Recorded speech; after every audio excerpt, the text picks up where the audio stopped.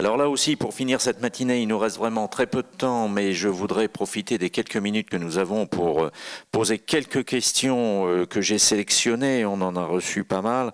Et je voudrais justement, puisqu'on vient de parler des garanties et de la commercialisation des contrats d'assurance, poser une première question à Bénédicte.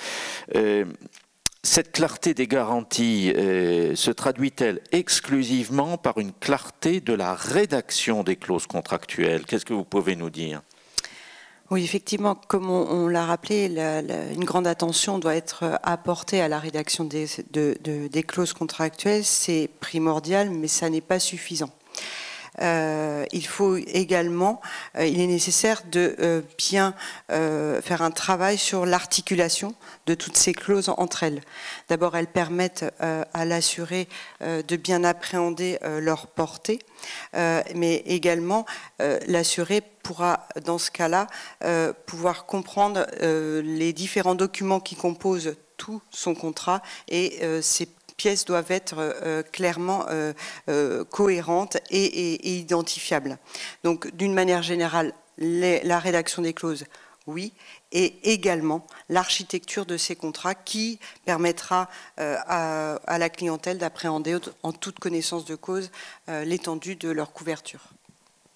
Oui, c'est effectivement quelque chose qui va donc bien au-delà de la seule question de la clarté des garanties, même si celle-ci est essentielle.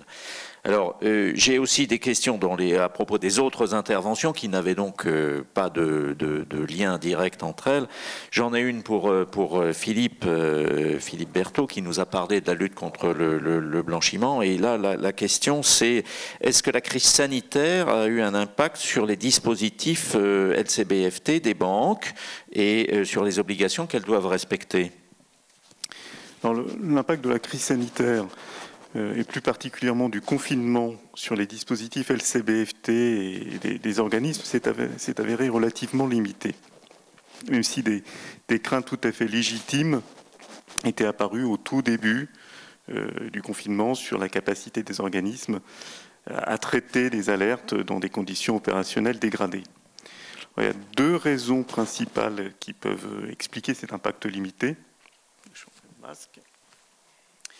La première raison, et la principale, c'était la capacité des organismes à adapter leurs dispositifs aux nouvelles conditions et puis à assurer la continuité des activités en matière de prévention du blanchiment et du financement du terrorisme par le travail à distance, comme dans beaucoup d'autres activités. Une deuxième raison qui a aidé, mais qui à elle seule n'aurait pas été suffisante en l'absence de la première raison, ça a été la réduction du volume des opérations qui a été plus particulièrement marquée dans les premières semaines du confinement, et donc la réduction du volume des alertes pour un certain nombre d'activités. Donc au total, il n'y a pas eu de dégradation marquée dans les dispositifs de vigilance des organismes. Sur le deuxième volet de la question, c'est le volet des obligations, non, il n'y a pas eu d'obligations nouvelles créées par la crise sanitaire ou le confinement. Je dirais plutôt des rappels sur des vigilances à mettre en œuvre, par exemple en matière d'entrée en relation à distance, qu'on a évoqué dans cette session, et puis aussi un rappel de vigilance à l'égard de typologies de blanchiment, non pas nouvelles, mais que la pandémie a facilité. Et ces typologies ont été très tôt mises en évidence et communiquées à la profession par Tracfin. Comme par exemple des infractions liées au commerce de matériel sanitaire non conforme ou fictif, et puis aussi des fraudes aux appels aux dons. Donc globalement, un dispositif qui a continué à performer comme attendu, sans qu'il y ait eu besoin de créer d'obligations nouvelles. Merci, c'est clair.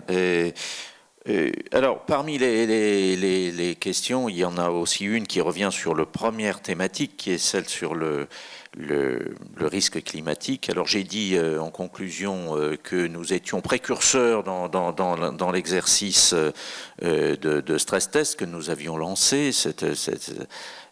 Mais on nous demande si justement nous sommes bien précurseurs et s'il n'y a pas d'autres exercices du même ordre. Laurent. Alors effectivement, plusieurs superviseurs et banques centrales ont annoncé leur volonté de conduire des stress tests climatiques identiques à ceux produits par la CPR. En particulier, la Banque d'Angleterre a annoncé récemment qu'elle lancerait son exercice en juin de l'année prochaine. L'autorité monétaire de Singapour est en cours aussi de lancer un exercice. La Banque du Canada a récemment annoncé un exercice de ce type et la Banque centrale européenne aussi devrait conduire un exercice similaire en 2022. Alors, un point peut-être important, c'est la question de la coordination, puisque, notamment pour les établissements de dimension internationale, la plupart de ces exercices, et tous ces exercices en l'occurrence, s'opèrent dans le contexte aussi d'un réseau des banques centrales et des superviseurs, le NGFS, qui a été créé à l'initiative de la Banque de France et qui comprend aujourd'hui un peu plus de 70 superviseurs et banques centrales du monde entier. La Fed a annoncé son arrivée prochaine dans ce réseau. Et ce réseau, en fait, a développé à la fois un guide pour les superviseurs pour les aider à développer des exercices de ce type-là, sur lequel nous, on a beaucoup construit, et puis a publié en juin dernier des scénarios high level, donc qui permettent pour des grandes régions de disposer de projections climatiques et économiques sur lesquelles on s'est aussi appuyé. Et 2 des scénarios parmi les 4 analysés dans l'exercice de la CPR sont directement repris des scénarios du NGFS. Et donc ça sera le cas aussi des autres exercices que j'ai mentionnés, puisque ces banques centrales et superviseurs participent aussi à ce réseau. Et l'objectif de ce réseau, c'est finalement que les superviseurs s'appuient sur des scénarios et des méthodologies qui sont très proches les unes des autres. Oui, je crois qu'il y a une phase d'enrichissement et de partage qui sera très, très positive pour l'ensemble du monde financier, les acteurs et leurs superviseurs. Merci beaucoup pour ces réponses à ces questions. Merci beaucoup à tous nos intervenants pour cette matinée de notre conférence ACPR. Je vous propose maintenant de la clore. Nous arrivons au terme de notre temps pour cette matinée, je le redis, parce que nous reprenons l'après-midi avec d'autres thématiques et nous reprenons très exactement à 14 h avec une intervention de Jean-Paul Faugère, qui est le vice-président de la CPR, autour d'une après-midi qui sera consacrée aux intermédiaires. Merci beaucoup de votre attention et donc bonne continuation pour l'après-midi de la conférence de la CPR. Merci.